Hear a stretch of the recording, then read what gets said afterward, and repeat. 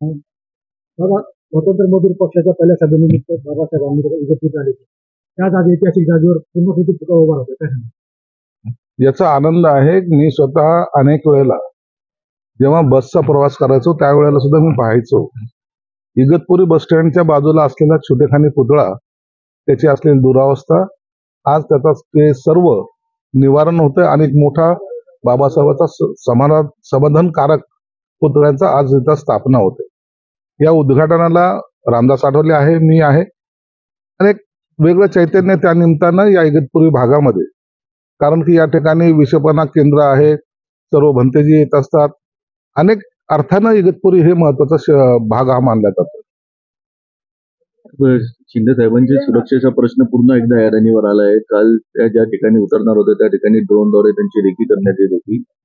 एका संशयिताला शिंदे साहेब हे पूर्वी जेव्हा नगरविकास मंत्री होते त्यावेळेपासून त्यांना, आणि मुळामध्ये ते गडचिरोलीचे पालकमंत्री असताना सुद्धा त्यांना अशा अनेक धमक्या आलेल्या आहेत. आपण पाहिलं असेल, महाविकास आघाडीच्या काळामध्ये त्यांना संरक्षण देण्यापासून नकार दिला. त्याच पद्धतीचं आजही त्यांच्यावर वॉच आहे असा आमचा सुद्धा समज आहे. त्यांच्या जीविताला धोका आहे हे मात्र निश्चित आहे. एकनाथ शिंदे हे असं व्यक्तिमत्व आहे की ते सर्वसामान्यामध्ये मिसळतात, सर्वसामान्य कार्यकर्त्यामध्ये घुसतात आणि त्यामुळे सुरक्षितता वाढवणं आणि त्यांना सुरक्षितता देणं हे सरकारचं प्रायोरिटीचं काम असलं पाहिजे. मला वाटतं याची दखल निश्चित देवेंद्र फडणवीस साहेबांनी घेतली असेल आणि त्या सुरक्षिततेमध्ये वाढ झाली सुद्धा असेल. नाशिकचे जे पालकमंत्रीचा जे प्रश्न आहे ते अजून मिटलेला नाहीये, काय सांगायला? नाशिक असेल, रायगड असेल, हा सगळा प्रश्न 1-2 दिवसांमध्ये मिटेल. जास्त काळ या पालकमंत्रीपद हे रिक्त ठेवता येणार नाही.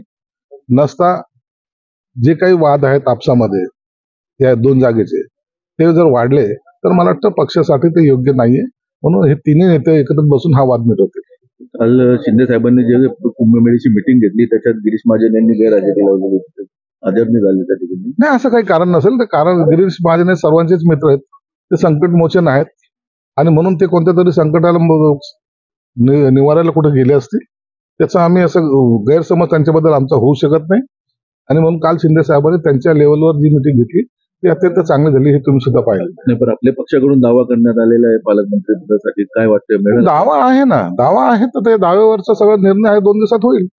अंजली दमनिया असं म्हणताय का राजकारणाला भावना नसते, कारण दास आणि मुंडे यांची भेट काल बावनकुळे यांनी केलेली होती आणि त्यामुळे अंजली दमनिया ह्या मोठ्या नेत्या आहेत, त्यांच्याबद्दल मी बोलणं योग्य नाही. सर्वच गोष्टीवर त्यांचं भाष्य असतं. एक माणुसकी म्हणून सुद्धा भेटणे काही त्यांना गैर वाटत असेल तर ते त्यांचा प्रश्न आहे.